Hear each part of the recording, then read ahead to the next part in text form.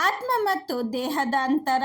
ನಾನು ಯಾರು? ನಿಮ್ಮ ಪರಿಚಯವೇನೆಂದು ಯಾರನ್ನಾದರೂ ವಿಚಾರಿಸಿದರೆ, ನಾನು ರಾಮನೆಂದು, ಕೃಷ್ಣನೆಂದು ಅಥವಾ ತನ್ನ ವಿದ್ಯೆ ಹಾಗೂ ವೃತ್ತಿಗನುಸಾರವಾಗಿ ಇಂಜಿನಿಯರ್, ಡಾಕ್ಟರ್, ಲಾಯರ್ ಎಂದು ಹೇಳುವರು. ಆ ಹೆಸರು ಅಥವಾ ಪದವಿಯು ಕೇವಲ ಅವರ ವಿನಾಶಿ ಶರೀರದ್ದೆಂದು ಅವರು ತಿಳಿದುಕೊಂಡಿಲ್ಲ.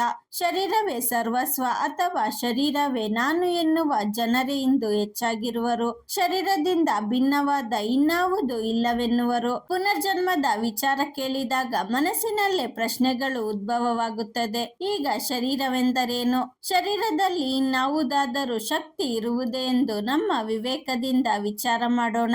ಒಬ್ಬ ಮನುಷ್ಯನು ಸತ್ತಾಗ ಅವನ ಶರೀರದಲ್ಲಿದ್ದ ಗಾಳಿಯು ಗಾಳಿಯನ್ನು ಸೇರುವುದು, ನೀರು ನೀರನ್ನು ಸೇರುವುದು, ಶಾಖ ಕಣ್ಮರೆಯಾಗುವುದು, ಮಾಂಸ ಮೂಳೆಗಳು ಮಣ್ಣಿನಲ್ಲಿ ಮಣ್ಣಾಗುವುದು. ಪುನಃ ಅವನು ಆ ರೂಪದಿಂದ ಈ ಪೃಥ್ವಿಯ ಮೇಲೆ ಕಾಣಿಸುವುದಿಲ್ಲ. ಅಂದರೆ ಶರೀರವು ಗಾಳಿ, ನೀರು, ಬೆಂಕಿ, ಪೃಥ್ವಿ, ಆಕಾಶವೆಂಬ ಪಂಚ ತತ್ವಗಳಿಂದ ಮಾಡಲ್ಪಟ್ಟಿದೆ. ಶರೀರದಲ್ಲಿ ಈ ಕಣ್ಣಿಗೆ ಕಾಣದ ಚೈತನ್ಯ ಶಕ್ತಿ ಇರುವವರೆಗೂ ಶರೀರವು ಚೆನ್ನಾಗಿರುವುದು. ಸತ್ತ ಕೆಲವು ಗಂಟೆಗಳಲ್ಲಿ ಅದು ತನ್ನ ಮೊದಲ ಸ್ಥಿತಿಯಾದ ಪಂಚತತ್ವದಲ್ಲಿಯೇ ಬೆರೆತುಕೊಳ್ಳುವುದು. ಅದರಿಂದಲೇ ಶರೀರವನ್ನು ಜಡ ಎನ್ನಲಾಗುತ್ತದೆ. ಪ್ರಪಂಚದಲ್ಲಿರುವ ಎಲ್ಲ ಜಡ ವಸ್ತುಗಳ ಉಪಯೋಗವನ್ನು ಪಡೆಯುವ ಆ ಚೈತನ್ಯ ಶಕ್ತಿಯನ್ನು ಆತ್ಮ ಎಂದು ಕರೆಯಲಾಗುತ್ತದೆ.